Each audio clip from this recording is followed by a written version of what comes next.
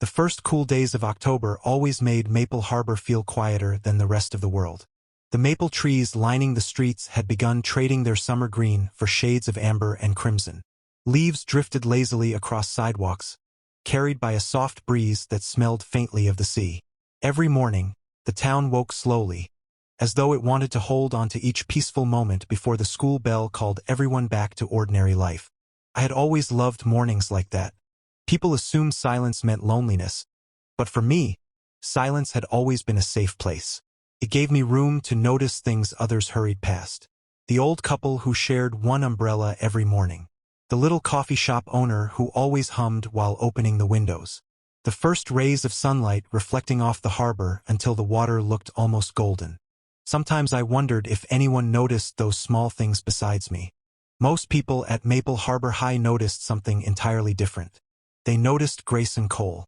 His name seemed to travel through every hallway before he ever stepped into one. Teachers praised him. Students admired him. Younger athletes copied the way he tied his sneakers. Parents spoke about him as if he were proof that perfect teenagers still existed. Quarterback. Honor student. Volunteer. Friendly to everyone. The kind of person who smiled often enough that people believed he had never carried sadness. I wasn't one of those people. Even from a distance, I had occasionally caught something in his eyes that didn't belong to someone whose life was as perfect as everyone imagined. It appeared only for a second before disappearing beneath another easy smile. Then life continued. Our worlds rarely crossed. Mine revolved around sketchbooks, library corners, and quiet afternoons helping at my mother's bookstore. His revolved around stadium lights, crowded cafeterias, and endless conversations with people who all seemed to want something from him. If someone had told me our lives were about to collide because of one envelope, I would have laughed. That Friday afternoon began like every other, until Lara asked me to stay after history class. She stood beside the classroom windows, nervously twisting the sleeve of her cream-colored sweater. The autumn sunlight caught the copper highlights in her hair, but her smile never quite reached her eyes. "Lara," I asked gently, "you look worried." She laughed, though it sounded forced. "I need a favor." Whenever someone began a sentence that way, it usually meant they needed something difficult. "What kind of favor?" Instead of answering, she pulled a pale blue envelope from her backpack. It looked ordinary, except she held it as though it weighed far more than paper should. "I wrote something," she whispered. I accepted the envelope without opening it. "You want me to read it?" She shook her head quickly. "No." Her voice grew even softer. "I need you to give it to Grayson." For several seconds, I simply stared at her. "Grayson?" She nodded. "I've liked him for almost 2 years." The confession surprised me. Not because Grayson was impossible to like, but because Lara had never mentioned him before. She looked down at the floor. "I've tried talking to him so many times." "What happened?" My courage disappeared. She smiled sadly. "Every single time." I turned the envelope over in my hands. His name was written neatly across the front. Grayson. Nothing else. "You could still give it yourself," I suggested. "I can't." She looked close to tears. "If he rejects me while everyone is watching." She couldn't finish the sentence. Our friendship stretched back to elementary school. Lara had stood beside me through every awkward year, every family problem, every moment when life felt too heavy to carry alone. She wasn't asking because she wanted an easy way out. She was asking because she trusted me. "I'll do it," I said quietly. Relief immediately softened her face. "You will." I nodded. "I'll find him after school." She surprised me by hugging me tightly. "Thank you." When she stepped back, she wiped the corner of one eye. "Please don't read it." "I won't. I mean it. I promise." She smiled for the first time that afternoon. Then she hurried away before changing her mind. I slipped the envelope safely inside my backpack. It should have ended there. It should have been one simple favor between friends. Instead, it became the beginning of everything. The final bell echoed through the building. Students poured into the hallways, talking loudly about football games, homework, weekend plans, and college applications. I searched for Grayson near the front entrance. He wasn't difficult to find. People naturally gathered around him. He laughed at something one of his teammates said before politely excusing himself. For a brief moment, he stood alone. I walked toward him. Each step somehow felt heavier than the last. Maybe because delivering someone else's feelings carried its own strange weight. Grayson, he turned. Recognition flickered across his face. Rowan, right? I blinked. You know my name? He smiled. We've had 3 classes together. I suddenly felt embarrassed. I guess we have. What can I do for you? I reached into my backpack and held out the envelope. This is for you. He accepted it carefully. For me? I nodded. Before I could say another word, one of his teammates shouted from down the hallway. Hey Grayson, practice starts in 5. Grayson laughed. 1 second. Then he looked back at me. Mind if I read it now? Every instinct told me to explain first. To tell him it wasn't from me. To say Lara's name before he opened it. But the hallway was loud. Students brushed past us from every direction. The moment felt rushed. Before the words could leave my mouth, he had already opened the envelope. He unfolded the letter. His eyes moved slowly across the first page. I watched every tiny change in his expression. Curiosity, surprise, then something softer, something almost impossible to describe. His shoulders relaxed. His breathing slowed. By the time he reached the end of the first page, he lifted his eyes toward me. There was kindness in them, gentleness, and something that looked strangely like gratitude. He folded the paper carefully instead of stuffing it back into the envelope. For a long moment, neither of us spoke. Finally, he smiled. Not the practice smile everyone else knew. Quieter one. A real one. Thank you, he said. The words confused me. Before I could respond, someone walking behind us glanced at the letter. Then at me. Then back at Grayson. The students' eyes widened. Within seconds, whispers began spreading through the hallway. Did you see that? I think Rowan gave Grayson a love letter. No way. I swear that's what happened. The whispers multiplied with frightening speed. I opened my mouth. No, actually. The warning bell rang through the school, loud enough to swallow every word I tried to say. Students hurried toward exits. Teachers called reminders about Monday assignments. The hallway became pure noise. Grayson looked at the crowd, then back at me. I'd like to talk about this, he said quietly. When? Soon. Before I could explain anything, his coach called his name from outside. Grayson gave me one last gentle smile, then slipped the letter into his jacket pocket, and walked away. I stood frozen in the middle of the hallway. Something felt terribly wrong. Not because Lara's letter had reached him. That part had gone exactly as planned. But because he had thanked me. Why? I replayed the moment again and again until one terrible realization settled over me. He had only read the first page. Lara always signed her letters at the end. On the second page, he had never turned it over. He never saw her name. He thought, the letter had come from me. As another wave of whispers filled the hallway, I felt my stomach sink. What had begun as a simple act of friendship had quietly become a misunderstanding capable of changing every one of our lives. Did you like this feature? Monday morning arrived wrapped in gray clouds that hung low over Maple Harbor.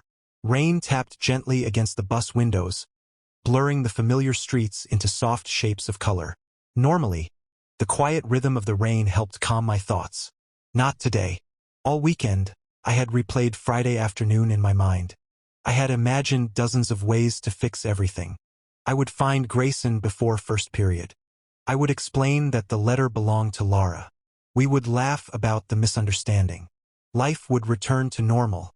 At least, that was the plan I had repeated to myself until it almost felt believable.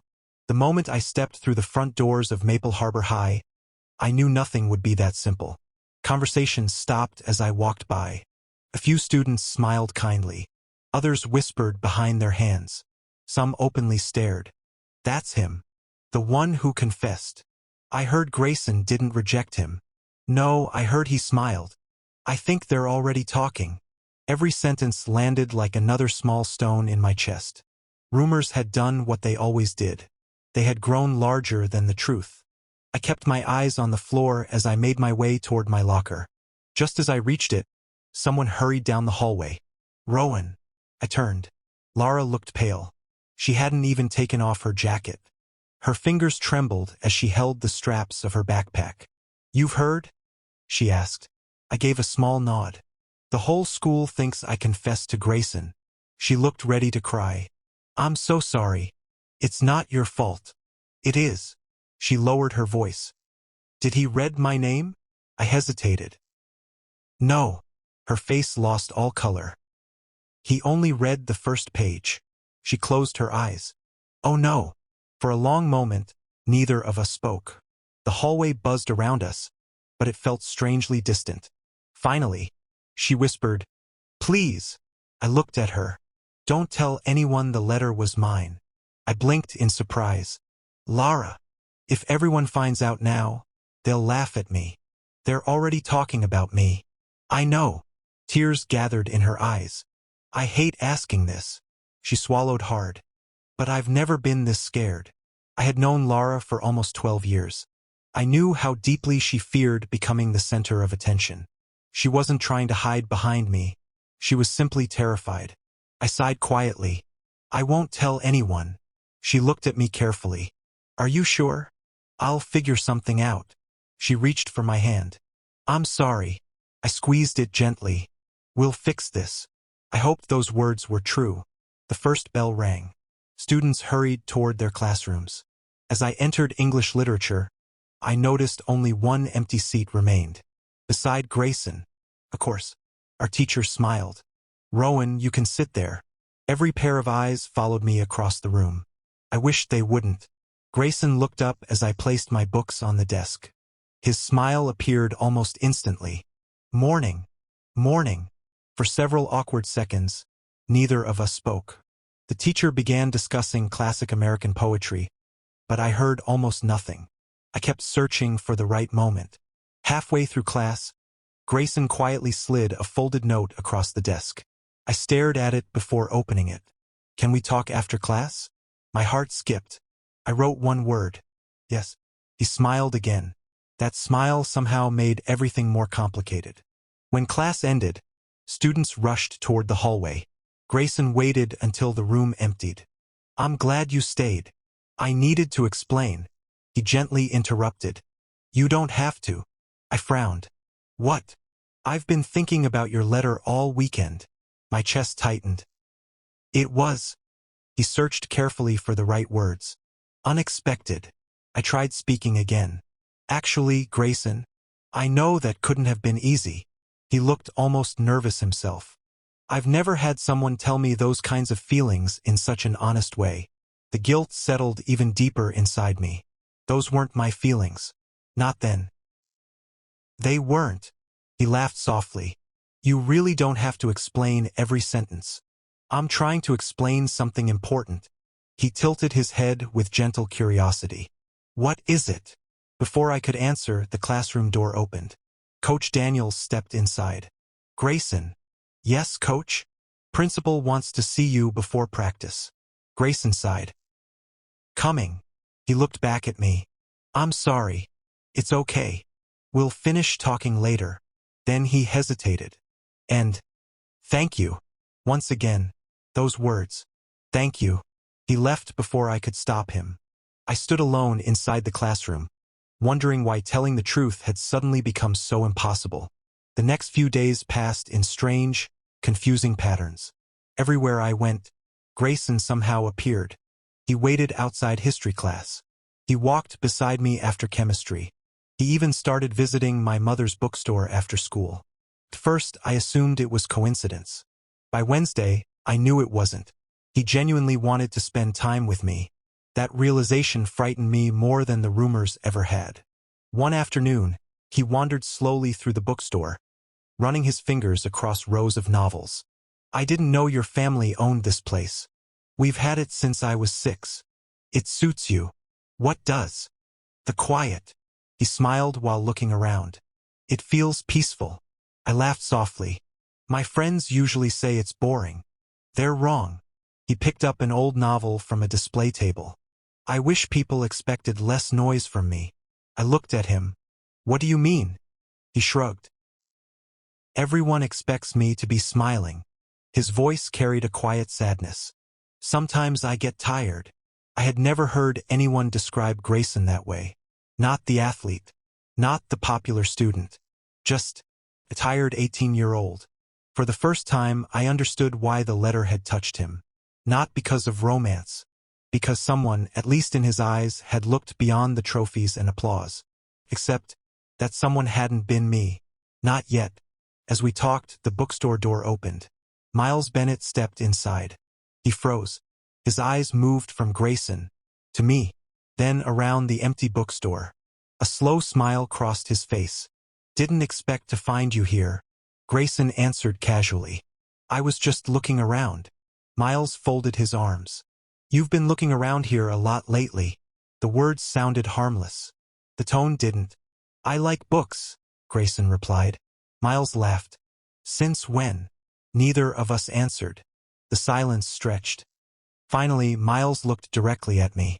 Guess congratulations are in order. For what? You got the golden boy's attention. His smile never reached his eyes. Then he turned and left. The little bell above the bookstore door jingled softly behind him. Grayson watched the door for a moment. He's been acting strange. I forced a small smile.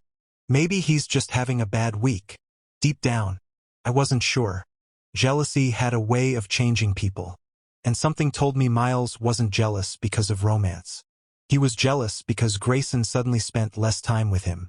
That evening, after closing the bookstore, I walked toward home. To my surprise, Grayson caught up with me. Mind if I walk with you? I nodded. I don't mind. We walked slowly beneath streets covered with orange leaves. Neither of us rushed to fill the silence. It felt comfortable, safe. After several minutes, Grayson finally spoke. You know. What? I almost threw your letter away before reading it. I looked at him. Really? I thought it was another invitation to something. He smiled quietly. I'm glad I didn't. The guilt inside me twisted again. He stopped walking. So? He looked almost shy. Would you like to walk home together again tomorrow? For reasons I couldn't fully understand, my answer came without hesitation. Yes. As we continued down the quiet sidewalk beneath the falling autumn leaves, I couldn't ignore the painful truth growing inside me. I had promised Lara I would protect her secret, but every step beside Grayson made that promise feel heavier. Because with every conversation, with every smile, with every quiet moment we shared, the misunderstanding wasn't fading. It was becoming the beginning of something neither of us had ever expected. The days slipped quietly into one another, and before I realized it, walking home with Grayson had become part of my routine. It happened so naturally that neither of us ever suggested it. When the final bell rang, we simply found each other. Sometimes we left through the front entrance. Sometimes through the side doors near the gym. No matter which path we chose, we always ended up on the same tree-lined streets that led away from Maple Harbor High. Autumn had settled fully over the town now. The maple leaves painted the sidewalks in deep shades of red, orange, and gold. Every breeze scattered them around our feet like tiny pieces of a story still being written. Those walks became the quietest part of my day. And somehow, the most important. At first, we talked about ordinary things. Homework, teachers, favorite books, movies we both pretended not to like but secretly enjoyed. The conversations were easy, comfortable. There was never a need to impress each other. For the first time since the misunderstanding, I almost forgot how everything had begun. Almost. One afternoon, Grayson glanced toward my backpack.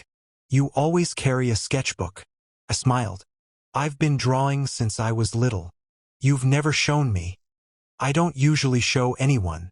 Not even Lara? She sees them sometimes. What about me? His question wasn't demanding. It sounded more hopeful than curious. I hesitated before taking the sketchbook from my bag. I guess. I handed it to him. You can look. He opened it carefully, turning each page as though it might fall apart if he moved too quickly. There were drawings of old buildings, rain-covered streets, the harbor at sunrise. People sitting alone on park benches. None of them looked directly at the viewer. Every face seemed lost in thought. "You notice things," Grayson said softly. "I try." "No." He shook his head. "You really notice them." His finger rested gently on one drawing. It was a picture of the football field after sunset. The stands were empty. One player stood alone beneath the stadium lights. His face couldn't be seen. Only his shadow stretched across the grass. "You drew this weeks ago." "I did." "Were you watching practice?" "I was waiting for the bus." He looked at the drawing for another long moment. "It feels lonely." "It was supposed to." He slowly closed the sketchbook. "I think I know exactly how that feels." His words lingered between us. The golden boy wasn't supposed to understand loneliness. At least that was what everyone believed. But the person walking beside me wasn't the version everyone else admired. He was simply Grayson. And he was beginning to trust me. That frightened me more than ever. Because trust built on a misunderstanding still rested on fragile ground. A week later, rain forced us into the small cafe across from the bookstore. The windows fogged from the warmth inside. Soft music drifted quietly through the room. Only a few tables were occupied. Grayson wrapped both hands around a mug of hot chocolate. "I used to come here with my dad." I looked up. "You don't anymore?" His smile faded. "My parents divorced 3 years ago." "I'm sorry." He moved to Seattle. Grayson stared quietly at the steam rising from his drink. "We still call each other. But it isn't the same." I nodded. "It never is." He looked surprised. "Your parents?" "My father left when I was 12. He didn't ask questions. He didn't offer empty comfort. He simply listened. Somehow, that made speaking easier. I used to think maybe I wasn't interesting enough for him to stay." I laughed softly at myself. "I know that sounds childish." "It doesn't." Grayson's voice was calm. "It sounds honest." I looked out the rain-covered window. "I don't think about it much anymore. But sometimes." I searched for the right words. "It still hurts." He nodded slowly. "I understand." For a while, neither of us spoke. The silence wasn't uncomfortable. It felt like a blanket wrapped around two people who no longer needed to pretend they were fine. Finally, Grayson smiled. "You know something?" "What?" "I've had hundreds of conversations this year." He looked directly at me. None of them felt this real. I felt my chest tighten. He wasn't talking about romance. He was talking about being understood. And somehow, without meaning to, I had become that person for him. Across the room, the cafe door opened. Miles Bennett stepped inside with 2 members of the football team. The moment he noticed us sitting together, his smile disappeared. He walked toward our table. Didn't expect to interrupt another study session. Grayson looked up calmly. "We're just talking." Miles laughed. "You've been doing a lot of that lately." His eyes shifted toward me. "I barely see you anymore." Grayson shrugged. "We still practice together every day." Practice isn't the same. There was something sharp hidden beneath every word. Something neither of us wanted to acknowledge. After a few awkward moments, Miles finally walked away. Grayson watched him join the others. "I think he's upset." "He'll probably get over it." "I hope so." But I wasn't convinced. Some people feared losing attention more than losing friendships. Miles had always stood beside Grayson. Now someone else occupied that place. Even if it was only after school. The rumors around campus changed as the weeks passed. At first, students whispered about a confession. Now they whispered about us. "They're always together. Maybe they're dating." I saw Grayson waiting outside Rowan's art class. "They're kind of cute." Every rumor made my stomach twist. Not because people believed we were close. Because they weren't entirely wrong anymore. One Friday afternoon, Lara found me in the library. She looked happier than she had in weeks. "Can we talk?" "Of course." We sat beside one of the large windows overlooking the courtyard. She watched Grayson laughing with classmates outside. Then she surprised me. "I don't think I'm in love with him anymore." I blinked. "What?" She smiled sadly. "I think." She paused. "I loved the idea of him." I stayed quiet. I never really knew him. She looked toward me. But you do.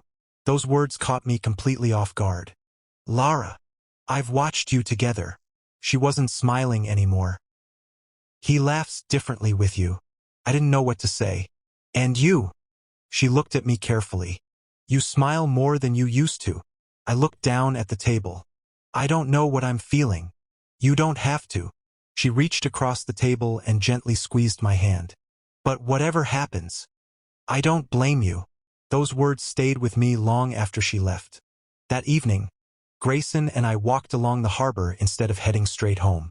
The sun was beginning to disappear beneath the horizon. The water reflected streaks of orange and pink across its calm surface. We leaned against the wooden railing. Neither of us hurried to leave. Finally, Grayson reached into his jacket pocket. I still carry it. My heart skipped. The letter. He unfolded it carefully. The paper had become slightly creased from being carried every day. I've read it so many times. I could barely breathe. He looked down at the first page. There was one sentence I can't stop thinking about. He read it quietly. Sometimes the people who shine brightest are the ones secretly hoping someone will notice they're tired. My chest tightened. Lara had written those words. Beautiful words. True words. Grayson folded the letter again. I've never told anyone this. I waited. That sentence made me cry. I looked at him in surprise. The night I read it, his voice almost broke. Because someone finally saw me. Guilt washed over me with painful force. He believed I had written those words. He believed I had understood him before we had ever spoken. The truth stood between us like an invisible wall. I couldn't carry it any longer. Grayson. I turned toward him. I need to tell you something. He looked at me patiently. What is it?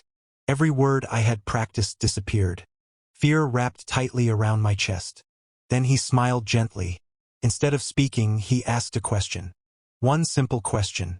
One that froze every thought inside me. When you wrote every word in that letter, he held my gaze with quiet honesty. Did every single one come from your heart? The evening breeze carried silence between us. For the first time since all of this had begun, I couldn't answer. And somewhere deep inside me, I realized the most frightening truth of all. The letter had never been mine. But my heart no longer knew where the misunderstanding ended, and where my real feelings had begun. Did you like this feature? For the rest of that evening, Grayson didn't repeat his question. He simply stood beside me, watching the waves roll gently against the wooden pier. The sky faded from orange into deep blue, and one by one, the harbor lights reflected across the water. I wanted to tell him everything. It belonged to Lara. I never meant for any of this to happen. But every time I looked into his calm eyes, fear stole my voice. Not because I was afraid he would hate me, because I was afraid of losing the friendship that had quietly become the brightest part of my life. Eventually, he smiled. You don't have to answer tonight. Relief and guilt crashed into me at the same time. I know some feelings take time. I lowered my eyes. He laughed softly. For what? I forced a weak smile. For making things complicated. He gently shook his head. I don't think you've ever made my life more complicated. He looked toward the dark water. I think you've made it quieter. That simple sentence stayed with me all night. Quiet. Somehow, that was exactly what we had become for each other. A quiet place in lives that often felt too loud. The following week felt strangely peaceful. Almost too peaceful. Grayson and I continued walking home together.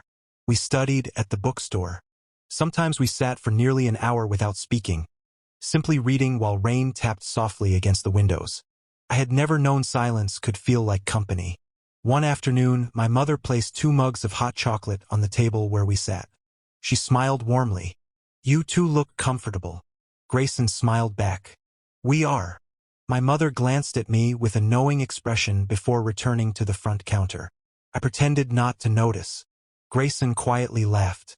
I think your mom likes me. She likes anyone who respects books. I'll take that as a compliment. You should.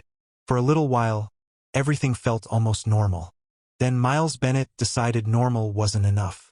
Friday afternoon brought the first basketball game of the season. The gym buzzed with excitement. Students crowded the bleachers wearing school colors. Music echoed through the building. I almost didn't attend. Crowds had never been my favorite place. But Lara convinced me. It'll be fun. I'm not sure. You've spent weeks hiding in the bookstore. She smiled. You deserve one normal evening. So I went. Grayson spotted us almost immediately. He waved before joining his teammates. I'll see you after the game. I nodded. Good luck. His smile lingered longer than usual. Across the gym, Miles watched the exchange. His expression remained unreadable. The game ended with Maple Harbor winning by 3 points. The crowd erupted into cheers. Students poured onto the court to congratulate the players. Lara and I waited near the hallway leading toward the locker rooms. I'll only be a minute, Grayson called. We smiled and waited. That was when Miles approached. His hands rested casually inside his jacket pockets. So, he looked directly at me. Quite the love story. I sighed. Miles. What?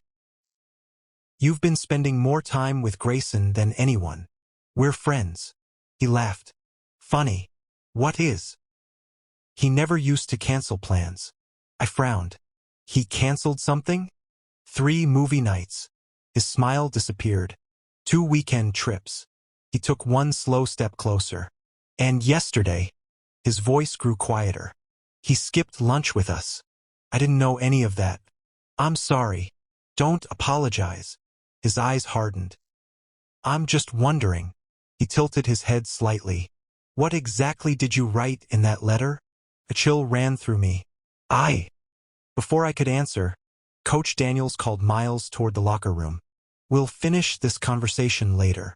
He walked away, leaving me with a growing sense of unease. Monday morning began like every other school day, until everything changed. I arrived early to return a history book. The hallway outside the library was almost empty. As I reached my locker, Lara came running toward me. She looked terrified. Rowan, what happened? My notebook. What about it? I can't find it. My heart sank. The blue one. She nodded quickly. It has. She couldn't finish. I understood immediately. The rough draft. Before writing the final letter, Lara had copied every paragraph into that notebook, including her signature, including her name. If someone found it, everything would become clear. We searched everywhere. The library, the cafeteria, the art room. Nothing. By lunchtime, Lara's hands were shaking. I know I brought it Friday. Maybe it's at home. She slowly shook her head. I checked. Fear settled heavily between us. Someone had it. We just didn't know who. The answer arrived faster than either of us expected. The cafeteria buzzed with conversation. Hundreds of students filled the room. I was halfway through my lunch when the microphone near the stage suddenly squealed. Everyone looked up. Miles Bennett stood holding a blue notebook. My heart stopped. Lara gasped beside me. No! Miles smiled at the crowd. I found something interesting. Teachers hadn't entered yet. No one stopped him. He slowly opened the notebook.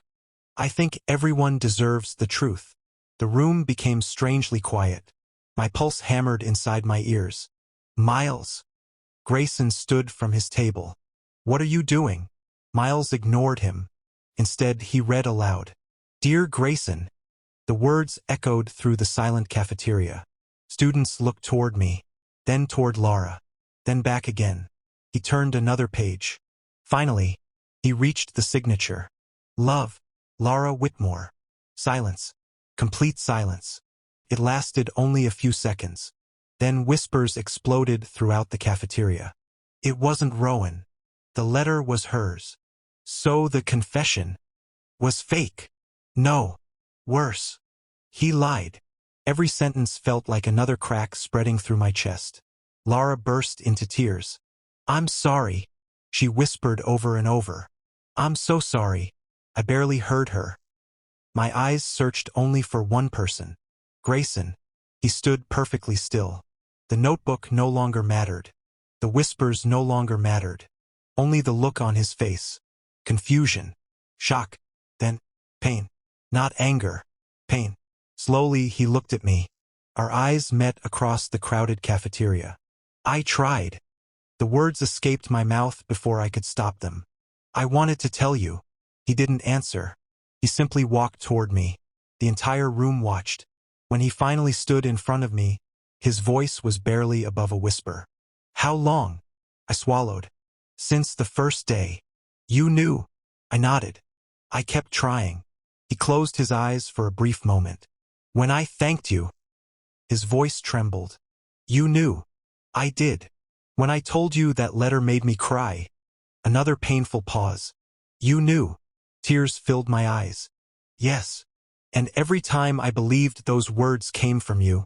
His voice broke completely. You let me. I reached toward him. Please. He stepped back. Not dramatically. Just one quiet step.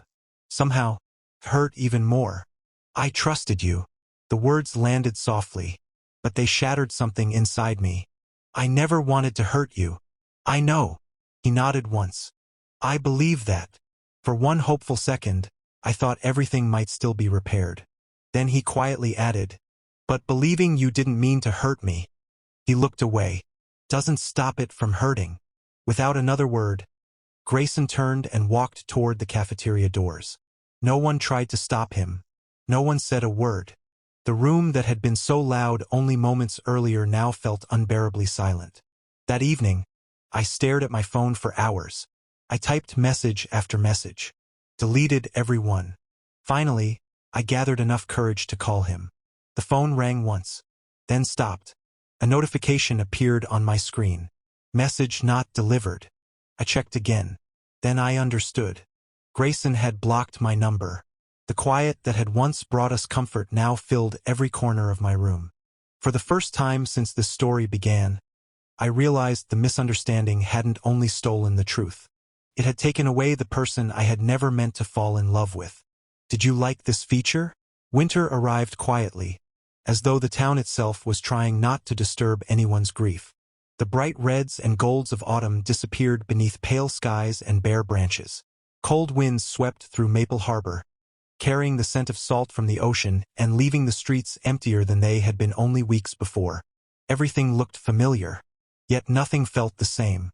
Every morning, I still walked through the front doors of Maple Harbor High. I still passed the same lockers, the same classrooms, the same teachers who greeted students with warm smiles. But one thing had changed. Grayson and I no longer walked beside each other. The distance between us was never more than a few hallways. Some days only a few feet. Still, it felt impossible to cross.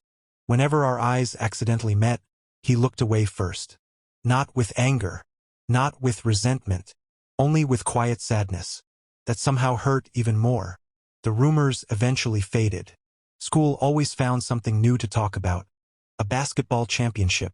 College acceptance letters. The winter dance. Life continued moving forward. Mine didn't. After classes, I went straight to my mother's bookstore. I organized shelves, restocked new arrivals, helped customers find novels that promised happy endings. Sometimes I wondered whether stories were kinder than real life. Books always seemed to know exactly when broken hearts would heal. Real life wasn't nearly as predictable. One snowy afternoon, my mother found me staring absent-mindedly through the bookstore window. You've alphabetized the same shelf 3 times. I smiled weakly. Have I? She leaned against the counter. You miss him. I didn't answer. There wasn't any point pretending. She already knew. I made a mistake. Yes. Her honesty surprised me. But mistakes aren't always the end of someone's story. I looked down. What if they are? She gently placed a hand on my shoulder. Only if both people stop believing another chapter is possible. Across town, Grayson carried his own silence. I didn't know it then, but later he would tell me how empty those weeks had felt. Football practice ended. He drove home. He finished homework. He smiled when people expected him to. Then he sat alone in his room, wondering why losing one friendship hurt more than winning every game ever had. The letter remained inside the top drawer of his desk. He had almost thrown it away countless times. Yet every attempt ended the same way. He would unfold the pages, read them slowly, then close the drawer again. He knew Lara had written every word. But somehow, he could no longer separate the letter from the boy who had handed it to him with nervous hands. The words had introduced them, the friendship had changed them, and the loss refused to leave him. One Friday afternoon, Lara asked if we could meet at the small park near the harbor. The benches were dusted with snow. Children laughed nearby while building crooked snowmen. For a moment, life looked beautifully ordinary. Lara sat quietly beside me. "I'm leaving after graduation." I looked at her. "Really?" She nodded. "I got accepted into a college in Oregon." "Congratulations." She smiled faintly. "I almost didn't apply." "You should be proud." She looked toward the frozen fountain. "I owe you more apologies than I can count." "You don't owe me anything." "I do." Her voice trembled. "If I had delivered that letter myself." "Stop." She turned toward me. "No." Tears filled her eyes. "I asked you to carry my feelings." She swallowed hard. "And you ended up carrying all the blame." I gently shook my head. "I chose to protect your secret. You chose friendship." She looked away. "I chose fear." For a long moment, neither of us spoke. Finally, she whispered, "Do you love him?" The question settled softly between us. Months ago, I would have answered immediately. Now, the truth no longer frightened me. "Yes." The word barely rose above a whisper. "I do." Not because of the letter. Not because of the misunderstanding. Because somewhere between shared walks, quiet conversations, rainy afternoons in the bookstore, and comfortable silence, my heart had quietly chosen him. Lara smiled through tears. "I think he loves you too." I closed my eyes. "It doesn't matter anymore." "It might." "He blocked my number." Pain makes people build walls. She looked toward the ocean. "It doesn't always mean they want those walls forever." Christmas lights slowly appeared throughout Maple Harbor. The bookstore hosted its annual holiday reading night. Families gathered inside, escaping the cold with warm drinks and old stories. The evening should have felt joyful. Instead, I kept finding myself glancing toward the front door, without meaning to, without expecting anything, just hoping. Every time the bell above the entrance rang, it wasn't him. Until one quiet Thursday evening, the bell chimed softly. I looked up automatically. Grayson stood just inside the doorway. Snowflakes clung to his dark coat. For one suspended moment, neither of us moved. Then an elderly customer approached him. "Excuse me, young man." He smiled politely. "Can you help me reach that book?" "Of course." He helped her without hesitation. The same kindness, the same patience. Nothing about him had changed, except the distance between us. He selected a novel from one of the display tables, paid quietly, then left without looking in my direction. The door closed. The little bell echoed through the bookstore. I realized I had been holding my breath. A few days later, Naomi Brooks stopped by after school. She carried 2 cups of coffee and handed one to me. "You look exhausted." "I've been sleeping." "I wasn't talking about sleep." She smiled gently. "I was talking about your heart." I laughed sadly. Everyone suddenly became an expert. "No." She sat beside me. "I just pay attention." For a while, we watched customers browse the shelves. Then she spoke again. "You know what Grayson said last week?" My heart skipped. "What?" "He told one of his teachers that he misses talking to someone who listened instead of expecting something from him." I looked down at my coffee. "He didn't say my name." "He didn't have to." Naomi's voice remained calm.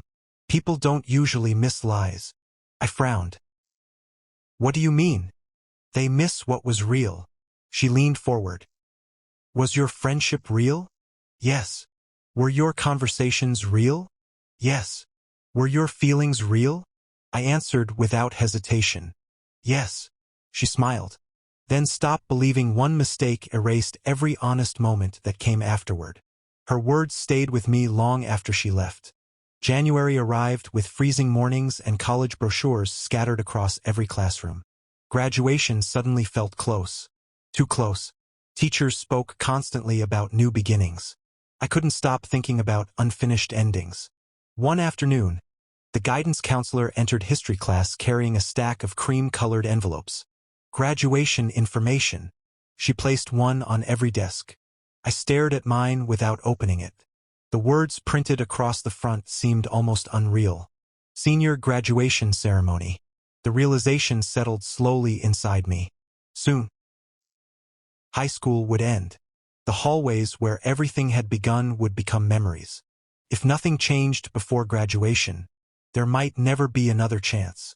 That afternoon, as students streamed into the parking lot, I caught sight of Grayson standing alone beneath the old maple tree near the football field. For a heartbeat, I considered walking over, telling him everything one last time. As if he sensed my presence, he looked up. Our eyes met across the winter air. Neither of us smiled. Neither of us looked away immediately. For the first time in weeks, there wasn't anger between us. Only longing, and the quiet hope that perhaps neither of us had completely let go. I watched him slip his graduation invitation into his backpack before turning toward the empty football field. The cold wind carried a few dry leaves across the frozen grass. Something inside me whispered that our story wasn't over yet. Not because the pain had disappeared, but because some truths needed time before they could finally be spoken. And graduation was coming closer with every passing day. February slipped into March almost unnoticed. The snow melted slowly, leaving tiny patches of green beneath the old maple trees. The air grew warmer, and the harbor once again filled with the gentle cries of seagulls circling above the water. Spring was returning. Everyone at Maple Harbor High seemed excited about graduation. College acceptance letters covered classroom bulletin boards. Teachers reminded us to enjoy our final weeks together. Friends talked endlessly about summer plans. I smiled when people expected me to. Inside, I still carried the same quiet ache. Some mornings, I caught Grayson looking at me across the hallway. He never looked away with anger anymore. Only with hesitation, as though he wanted to say something but couldn't find the courage. I understood that feeling better than anyone. Graduation rehearsal arrived on a bright Thursday afternoon. Rows of folding chairs filled the school auditorium. The principal carefully explained where each student would walk and when each name would be called. Everything felt strangely formal, like we were practicing the ending of a chapter none of us wanted to close. By chance, or perhaps by fate, Grayson and I were assigned to stand beside each other while waiting backstage. For several long minutes, we simply faced the curtain. Neither of us spoke. The silence felt familiar. It reminded me of our walks home in autumn, back when silence had been peaceful instead of painful. Finally, Grayson broke it. "How have you been?" The question was simple. The answer wasn't. "I've been pretending I'm okay." He gave a quiet, almost sad smile. "Me too." Neither of us said anything else. A teacher called our row forward. We practiced crossing the stage, accepted imaginary diplomas, smiled at imaginary cameras, then returned backstage. Before we were dismissed, Grayson quietly said, "Can we talk after rehearsal?" My heart skipped. Yes. An hour later, the school grounds had almost emptied. The evening sun painted the football field in warm shades of gold. Grayson waited near the old wooden bleachers where we had once watched the sunset together. When I reached him, neither of us rushed to speak. The breeze carried the scent of fresh grass. Birds sang somewhere beyond the field. Everything around us felt peaceful. Only our hearts refused to be. Grayson looked toward the empty stadium. "I've replayed everything in my head." "So have I." "I was angry." "I know. But—" He paused. "I wasn't angry because the letter belonged to Lara." I looked at him in surprise. "I was angry because you carried everything alone." His words caught me completely off guard. "I thought you didn't trust me. I wanted to tell you. I believe that now." He looked directly into my eyes. "I didn't then." For a long moment, neither of us moved. Finally, I took a slow breath. "I need to tell you everything." He nodded. "I'm listening." The words came more easily than I expected. "I never planned to lie." "I know. The moment you opened the envelope," I tried to explain. He listened quietly. "But every time I found the courage." I looked toward the empty bleachers. Something interrupted us. I smiled sadly. Then I got scared. You were protecting Lara. At first, I swallowed hard. After that, the truth felt heavier than anything I had ever spoken. I was protecting myself. Grayson remained silent. I was afraid. Of what? That if I told you the truth. My voice trembled. I'd lose the only friendship that had ever made me feel completely understood. The wind gently stirred the grass around us. Neither of us noticed. I kept telling myself I'd explain tomorrow. I laughed quietly through tears. Tomorrow kept becoming another tomorrow. Grayson slowly nodded. I know that feeling. I reached into my backpack. Carefully, I removed a folded sheet of paper. Blank. Except for one sentence. I wrote this last night. He accepted it. It read, "The letter that introduced us was never mine. But every feeling that grew after we met belongs completely to me." His eyes remained fixed on the page. I wanted to say this months ago. I looked at him. I just didn't know how. The silence stretched between us. Then, finally, "I love you." The words escaped before fear could stop them. They weren't true on the day I handed you that envelope. Tears blurred my vision. But somewhere between rainy afternoons, quiet walks home, and conversations nobody else ever heard, I smiled sadly.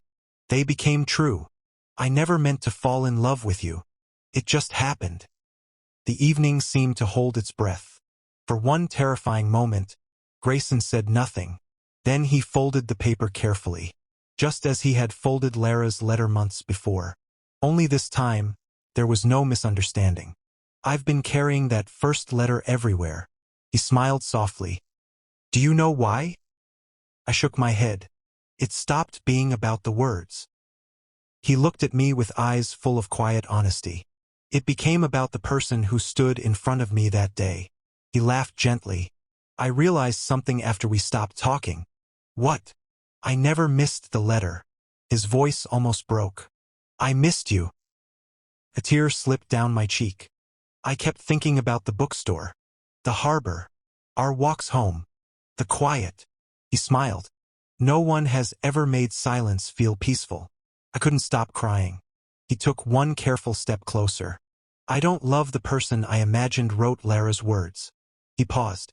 I love the person who listened to me when everyone else only admired me. Another step. I love the person who noticed when I was tired. Another. I love the person who kept trying to tell the truth. He stopped only inches away. I love you, Rowan. The world around us disappeared. There were no cheering crowds. No dramatic music. No audience. Only two hearts that had spent months carrying the same loneliness. Without thinking, I wrapped my arms around him. He embraced me just as gently. Neither of us spoke. We didn't need to. The hug said everything our fear had hidden. When we finally stepped apart, we were both smiling through tears. I guess we wasted a lot of time. I laughed. We really did. He smiled. Maybe. Then he shook his head. Or maybe we needed every mistake to arrive here. The sun dipped lower behind the football field. Long shadows stretched across the grass. Grayson reached into his jacket pocket. My heart immediately recognized the folded paper. Lara's letter. He held it for a moment, then carefully placed it inside my hands. I think it's time. I looked down. What should I do with it? He smiled warmly. Give it back to the person who wrote it. I nodded. I will. And Rowan. Yeah. He took a slow breath. Will you meet me tomorrow evening? Where? The harbor. He smiled with the same quiet warmth that had first confused me months ago. I'd like our first real beginning. He gently squeezed my hand. To happen where we almost lost each other. For the first time since that unforgettable autumn afternoon, hope no longer felt distant. Felt close enough to touch. And together, we walked away from the empty football field. Not as two strangers connected by a misunderstanding, but as two young men finally choosing a future built on truth, patience, and a love that had quietly grown long after someone else's letter had changed both of their lives. The evening before graduation arrived with the kind of sunset that seemed too beautiful to belong to an ordinary day. The sky above Maple Harbor glowed with soft shades of gold, pink, and lavender. Gentle waves rolled toward the shore, carrying the familiar rhythm that had witnessed so many moments neither Grayson nor I would ever forget. This time I reached the harbor first. The old wooden pier looked exactly as it had the day everything almost fell apart. Only I had changed. I no longer carried someone else's secret. I no longer hid behind fear. For the first time in months, my heart felt light. A few moments later, I heard footsteps behind me. I turned. Grayson walked toward me with his hands tucked into the pockets of his navy jacket.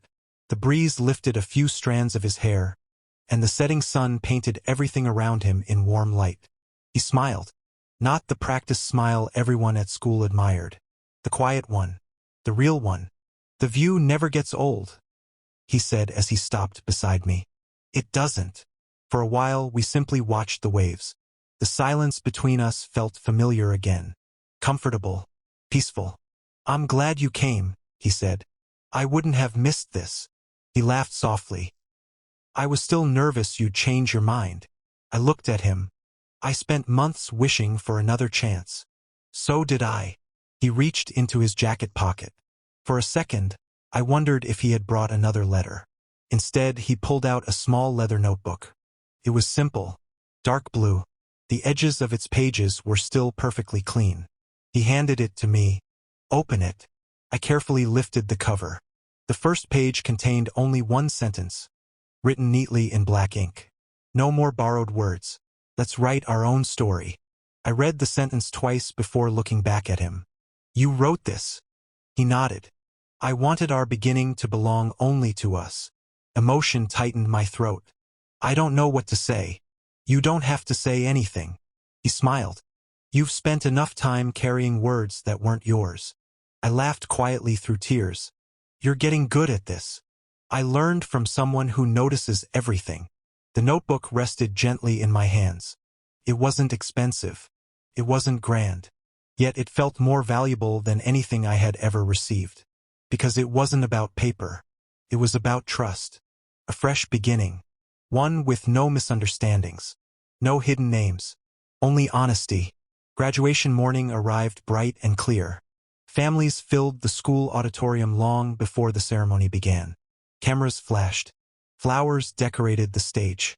Teachers greeted students with proud smiles that carried years of memories. Everyone wore the same navy graduation gown. For the first time, popularity disappeared. Athletes, artists, honor students, quiet dreamers. We all looked equal, waiting for the next chapter. Backstage, Lara found me before the ceremony started. She smiled warmly. "I heard." I raised an eyebrow. "You heard." She laughed. "Maple Harbor has never been good at keeping happy secrets." I couldn't help smiling.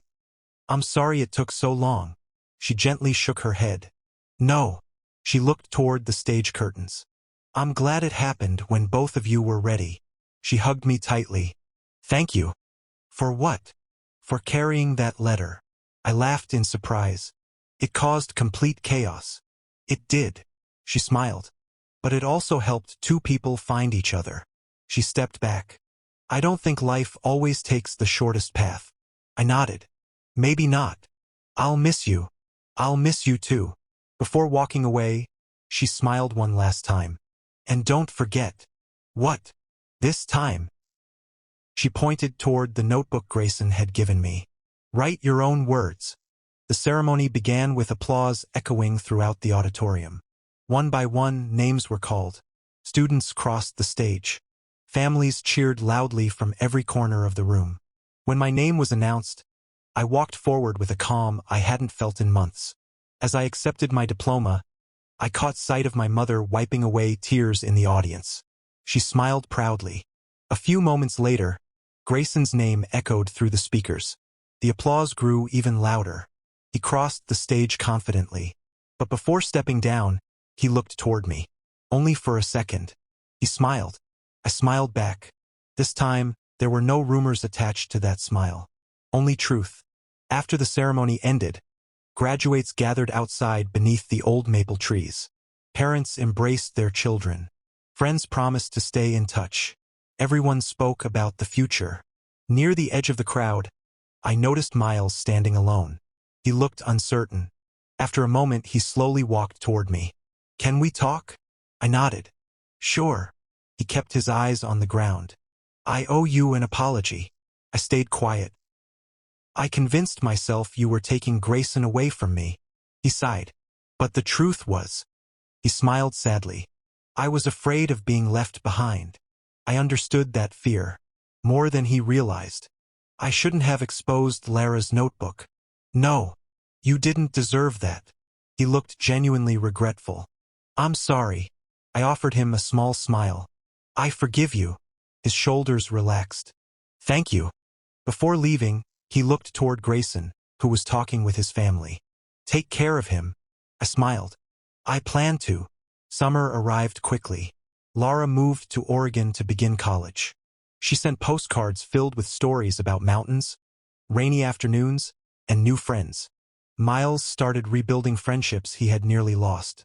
Little by little, people stopped talking about old rumors. Life kept moving. Grayson and I chose different universities. Mine was 3 hours away. His was nearly 5. The distance scared us at first. But after everything we had survived, a few hours on the road no longer felt impossible. Every Sunday evening, we met halfway in Maple Harbor. Sometimes we walked along the pier. Sometimes we sat inside my mother's bookstore. Sometimes we said very little at all. We had learned that love didn't always need dramatic speeches. Sometimes it simply needed someone willing to stay. One autumn afternoon, almost exactly a year after Lara had placed that blue envelope into my hands, Grayson and I returned to the harbor. The maple leaves once again drifted across the wooden pier. Everything looked strangely familiar. He leaned against the railing and smiled. Do you ever think about that letter? I laughed softly. More than I'd like to admit. If you could go back. He looked toward the water. Would you change anything? I thought carefully before answering. Months ago, my answer would have been immediate. Now it was different. I wish nobody had been hurt. So do I. But I reached for his hand. If changing the past meant never meeting the real you, I smiled. I couldn't do it. He squeezed my hand gently. I feel the same. The waves rolled quietly beneath us. The notebook rested between us on the wooden bench. Its pages were no longer empty. They held dreams, plans, small memories, letters we had written to each other, tiny sketches, pressed autumn leaves, not borrowed words, our own. As the sun slowly disappeared beyond the horizon, I realized something beautiful. The greatest chapter of our story had never been the misunderstanding. It had been everything that came after the truth. Love hadn't arrived because of one mistaken letter. Love had grown through patience, through forgiveness, through listening, through choosing each other again, even after everything had fallen apart. Some stories begin with perfect timing. Ours began with the wrong letter in the right hands. And somehow, that made it even more precious. If you've stayed with Rowan and Grayson until the very end, thank you for sharing their journey. If this story touched your heart, consider liking the video, subscribing to the channel, and sharing it with someone who believes that hope, forgiveness, and love can still find their way through even the biggest misunderstandings. Until the next story, may you always find the courage to write your own words, and never be afraid to let the right people read them. Did you like this feature?